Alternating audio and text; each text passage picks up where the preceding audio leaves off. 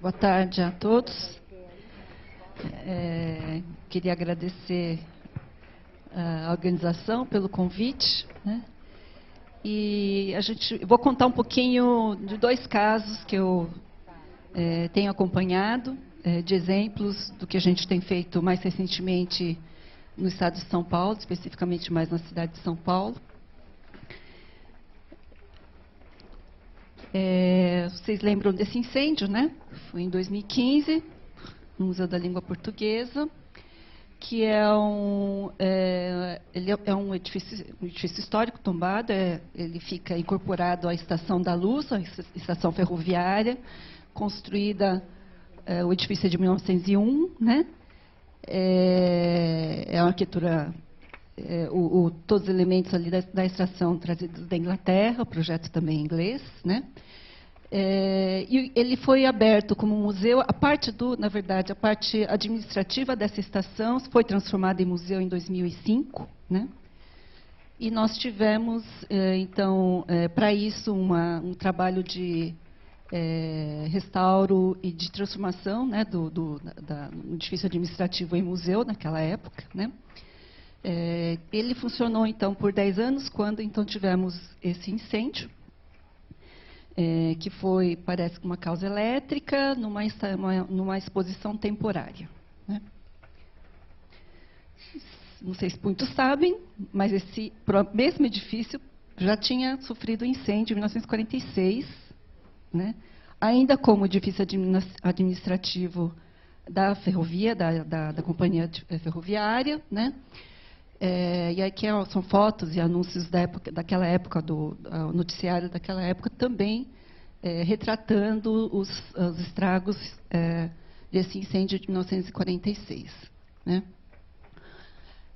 O que aconteceu depois desse incêndio de 1946 é que nós também houve uma reconstrução do museu, né? E coincidentemente, né, essa área que dessa vez foi afetada, não sei se vocês conhecem essa história, né? O Museu da Língua, ela ocupa a parte superior dessa estação, né? E o incêndio começou nessa área, ele foi até esse pedacinho aqui, né? E parou basicamente por uma coisa que a gente já ouviu outras pessoas falando, que é uma barreira, uma parede, juntamente a essa torre do relógio. Existia uma parede que conteve o incêndio em 1946 e conteve também o incêndio em 2015. Né? Então, o que aconteceu depois de 46 é que essa parte toda foi remodelada, foi reconstruída. Né? O edifício, essa parte aqui é um edifício histórico ainda, ele tem tipicamente o edifício antigo histórico, com pisos, paredes de alvenaria e pisos em tablados de madeira. Né? Ele continua dessa forma até hoje, então a gente chama essa área de ala histórica, ela permanece dessa forma, porque ela não foi afetada nos dois incêndios. E essa parte aqui ela foi reconstruída, inclusive aumentando um piso, e ela foi reconstruída em concreto armado, em 46. Tá? Então, a parte que foi queimada, ela já não era o edifício original. Né? O projeto de reconstrução mais recente, de 2015, a partir de 2016, na verdade, né? É um projeto feito pelo Pedro Manisla Rocha. Eu só estou colocando aqui para dizer que não sou eu só estou apresentando aí o processo, né? Da qual eu participei, mas que o trabalho é de um grupo muito grande, coordenado pela Fundação Roberto Marinho. Né? Esse é um corte básico, né? Onde nós podemos ver, então, essa parte é histórica. Vocês estão vendo, o edifício é mais baixo, os pisos são de madeira, tem uma característica um pouco diferente desta, que é uma parte onde já havia sofrido modificações, então isso aqui é tudo já em concreto armado. Né? Essa base aqui é subterrânea, e essa parte marrom clara é a área da estação. Na verdade, ela funciona ainda como estação de trem, então tem uma parte compartilhada com a estação ferroviária. Né? E essa parte toda branca é onde se instalou o museu. Né? E o incêndio, na verdade, parou aqui, as duas vezes. Só para vocês terem uma ideia. Né? E aí, nessa reconstrução, uma série de questões foram discutidas. Né? Inclusive, aqui é só uma ilustração da estrutura do telhado que foi remontada, na verdade ela foi reproposta, também tem uma engenheira responsável de estruturas que refez o desenho todo da cobertura que foi totalmente danificada, né? Então uma parte interessante. Aqui o museu agora em obras, essa foto tirada há um mês atrás, né? Onde nós podemos ver, desculpa. Inclusive, essa parte é toda reconstruída da estrutura de madeira, né, do telhado, que é uma parte que está sendo construída de um auditório. Uma estrutura muito bonita, né, refeita toda, recalculada. Né, e alguém pode dizer, né, mas e aí, madeira, será que não vai queimar de novo? Né? Não sei se vocês pensaram nisso. Né? E aí vem uma questão que nós acabamos colocando, não sei se dá para ver aqui em vermelhinho, né? Temos uma instalação de sistemas de sprinkler nesse edifício, nesse último projeto. Né? Isso aqui, essa parte toda ela vai ser também revestida. Né? Todo o material aqui ele foi tratado de alguma forma. A madeira é maciça, né? Então é uma madeira um pouco mais difícil de ser queimada, mas principalmente nas estruturas, né? Mas também todo o acabamento ele tem a preocupação de ser constituído de materiais que não são de fácil ignição, então todo um tratamento está sendo feito, todo o cuidado tem sido realizado nesse sentido. Né? E aqui é um pouco para mostrar uma parte dele, né, que é essa questão da instalação do sistema de sprinklers, né, que foi um diálogo bastante acalorado e a discussão veio muito à tona ao longo do tempo, dentro do grupo de projeto, como também com o Corpo de Bombeiros. Né? O Corpo de Bombeiros, de certa forma, por ser já um segundo incêndio e uma reforma pós-incêndio, né?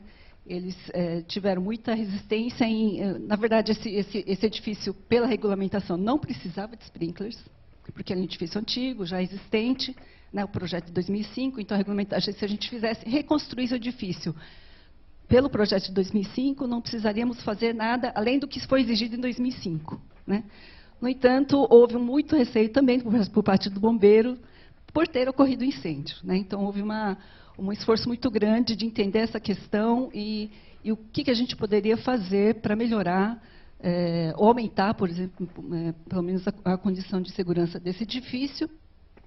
E eu defendi muito, eu sou muito minha formação é de arquitetura e a minha defesa é muito pela defesa na construção. Então, a questão da compartimentação, de conter o incêndio, que foi falado por vários palestrantes hoje. Né? Fazer a arquitetura trabalhar para conter o incêndio é um pouco o meu princípio. Só que aqui, o próprio arquiteto do museu não queria. Ele queria grandes espaços contínuos, abertos. E falou, então, se você quer grandes espaços, a gente não vai conseguir fazer a compartimentação, vamos ter que trabalhar com uma alternativa, que é o sprinkler.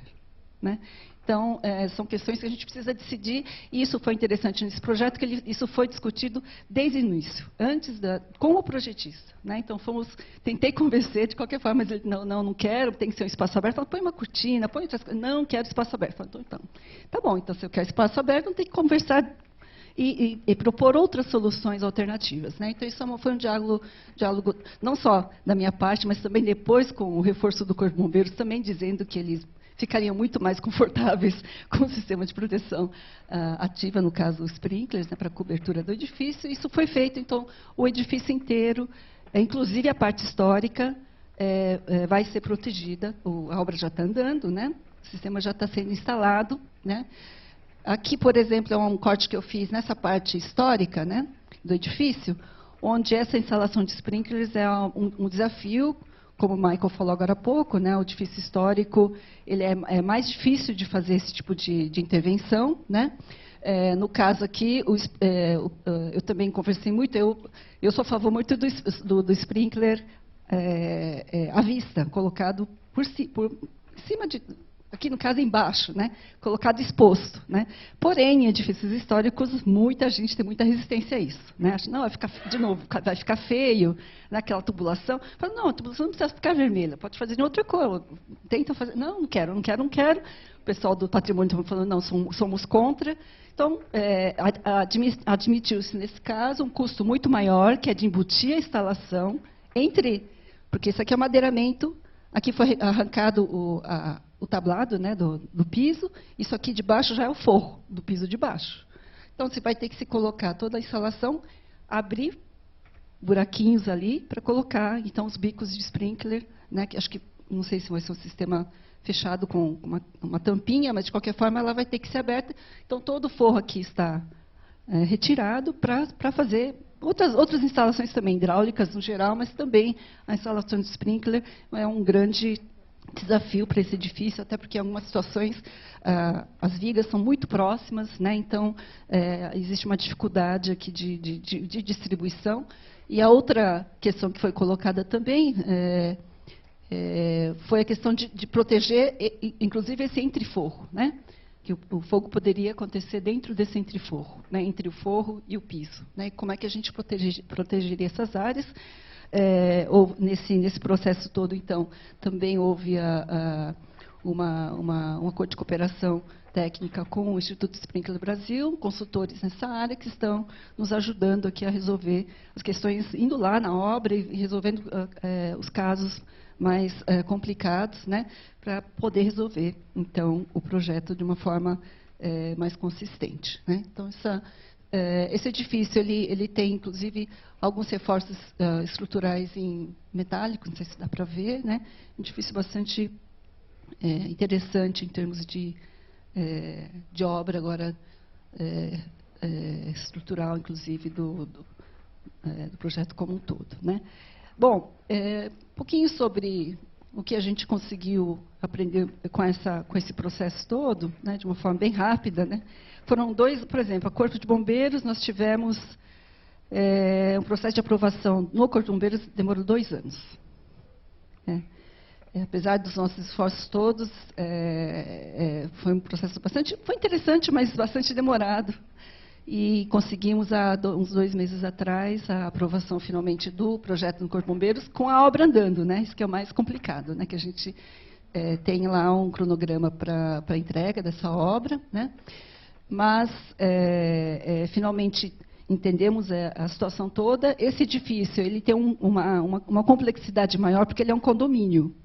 Não é um edifício do museu. Né? Lá temos museu, temos a estação ferroviária, e em conexão com a estação ferroviária, nós temos duas linhas de metrô. Né?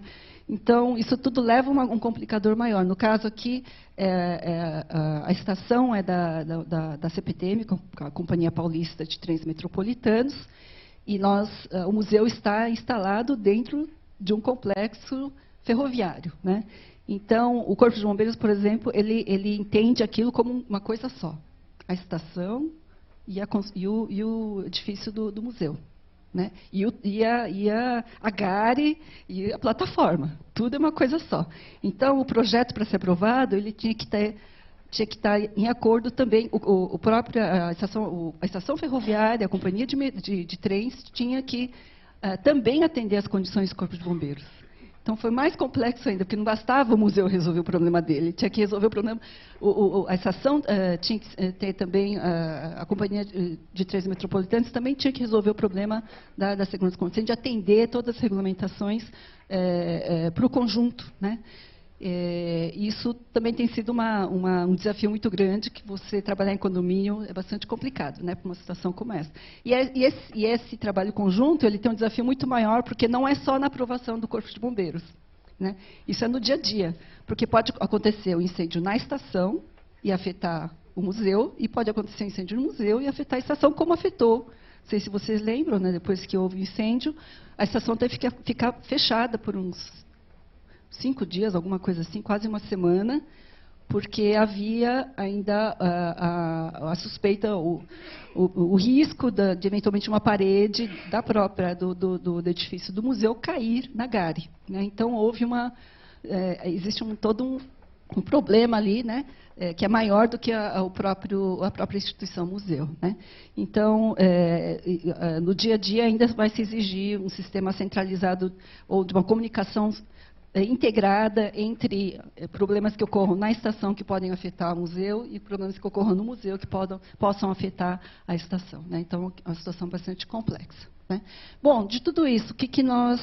aqui isso aqui fui eu que montei, né, do que eu achei como alguns itens que a gente pode falar sobre essa experiência, né, relatar um pouquinho e refletir. A questão da regulamentação de segurança contra incêndio, aquilo que o Michael também já falou agora há pouco, né? Nem sempre o que está na regulamentação do Corpo de Bombeiros é suficiente para proteção, no caso aqui do edifício. No caso, nesse museu, ele não tem um acervo objeto, né? Algo que a gente possa perder, um acervo digital, né? No caso. Então, nem sei se chama acervo isso, né? Mas, de qualquer forma, existe uma diferença entre o que a regulamentação do Corpo de Bombeiros pede, que, essencialmente, ela tem uma prioridade à vida, né? Fala, assim, patrimônio também, mas não um patrimônio histórico, que acho que é uma questão um pouco mais profunda em termos de complexidade do que um patrimônio com patrimônio. Você perder a sua casa é uma coisa, você perder um edifício que é histórico é um pouquinho mais complexo, né? Então, de repente, não basta a gente atender e ter o certificado. No São Paulo chama AVCB, né? Auto-Vistoria de Corpo de Bombeiros, para os edifícios históricos e com acervo, inclusive, pode não ser o suficiente como proteção, né? Lógico, é o mínimo, né? O mínimo, que é uma questão que também a gente teve no Museu da Língua Portuguesa. Quando acontece o incêndio, qual a primeira pergunta que o pessoal faz? Somente a mídia? Tinha AVCB? Tinha certificado bombeiro? Né? Então, na verdade, é o mínimo jurídico, inclusive, né, que a gente precisa ter. Mas isso pode não ser o suficiente. E muitas vezes não é, né? Um plano. É importante, vocês ouviram os 2 dias inteiros, né, a importância de um plano de risco, um plano de emergência, de gerenciamento de risco, gestão de risco, né? E ele é importante não só ao longo de todo o processo, né, e da implementação, mas também durante o uso, né? Esse museu, ele sofreu, inclusive, muito com isso, né? Porque o incêndio aconteceu numa área de uma exposição temporária, que o Michael também falou um pouco sobre isso, né, as coisas que não são do dia a dia do conhecimento do museu. Eventualmente, tem exposições temporárias, depende do museu, mas ela, às vezes, é um serviço terceirizado, que vem de fora, ele instala tudo que está ali, né? E isso pode aumentar o risco, porque, de repente, ele está fazendo alguma coisa que, se o museu não está atento ao que está acontecendo ali em obras de instalações elétricas, o que for instalado, né? O Michael falou agora, o que ele vai trazer? Plástico, espuma? O que ele vai instalar ali? A gente não saber como isso está sendo feito é muito complicado. Então, um cuidado muito grande tem que ter também com essa gestão, né? dessas questões, né? O programa de manutenção, qualificação de pessoal, tudo isso que a gente já falou, né? Ao longo desse período, é importante. Uma outra questão que foi falada ontem, que a arquiteta Larissa Graça, da Fundação Roberto Marinho, que está trabalhando no museu, ela veio contar anteontem a história para mim sobre quando eles tinham seguro no museu. Eu falei, ainda bem que nós tínhamos o seguro.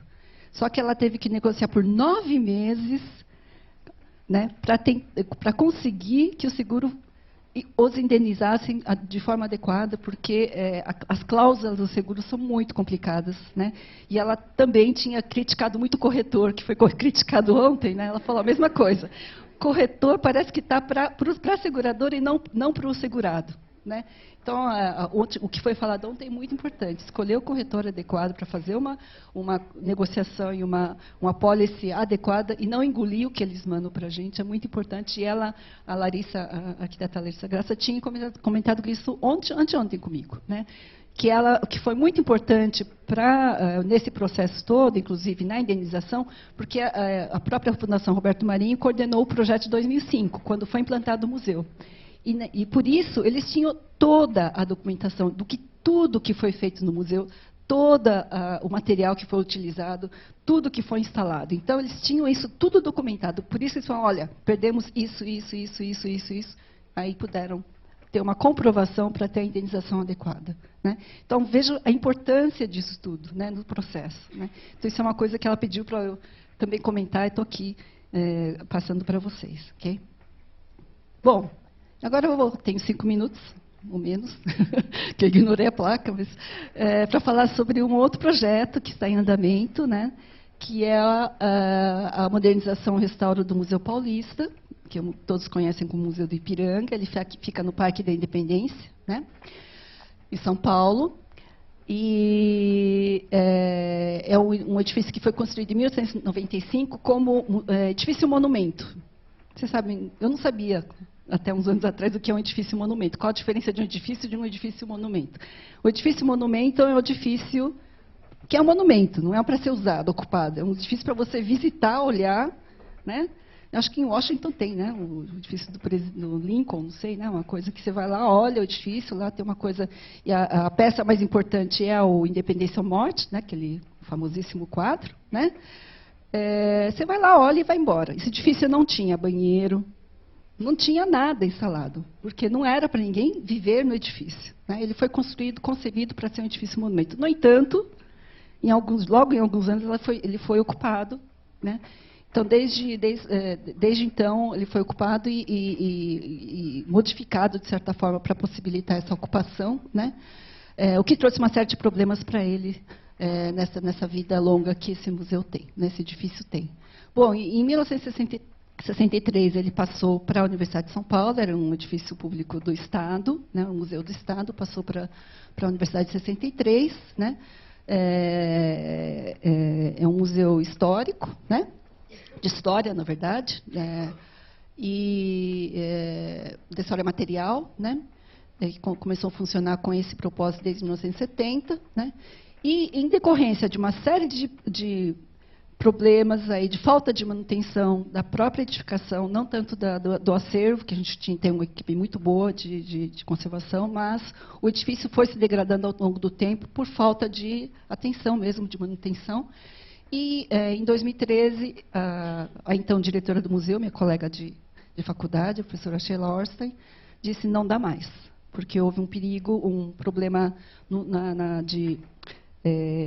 um risco de queda dos forros, né, que eram forros de Jussara.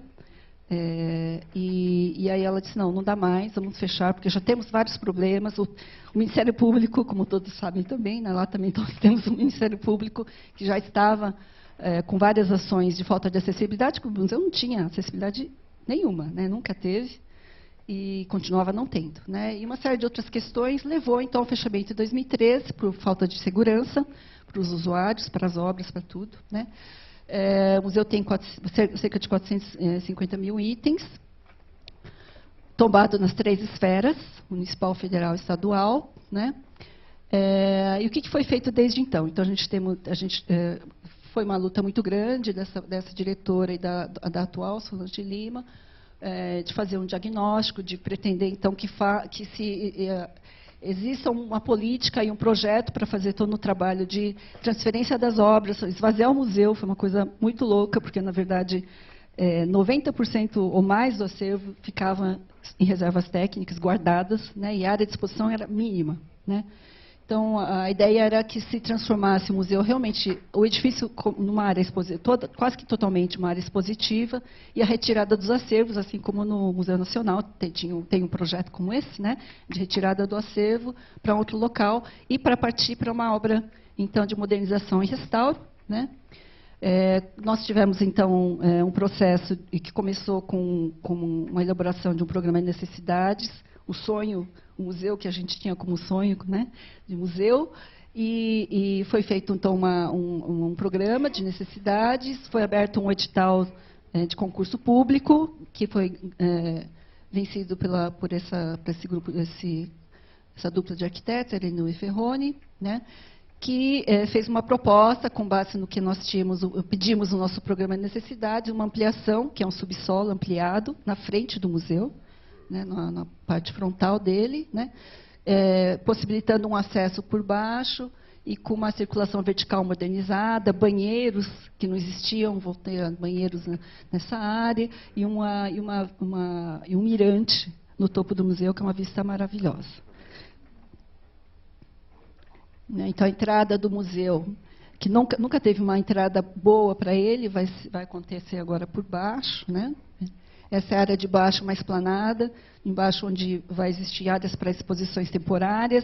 A parte de cima no museu não vai ter ar-condicionado, nunca teve ar-condicionado e não é agora que a gente vai colocar, porque o edifício não está acostumado com uma... Não vamos mudar a vida do edifício como ela já está, ela respira da forma que está e vai continuar desse jeito, né? Então, foi instalada na parte do subsolo uma área de exposição temporária para receber coleções de fora, nas condições apropriadas, né?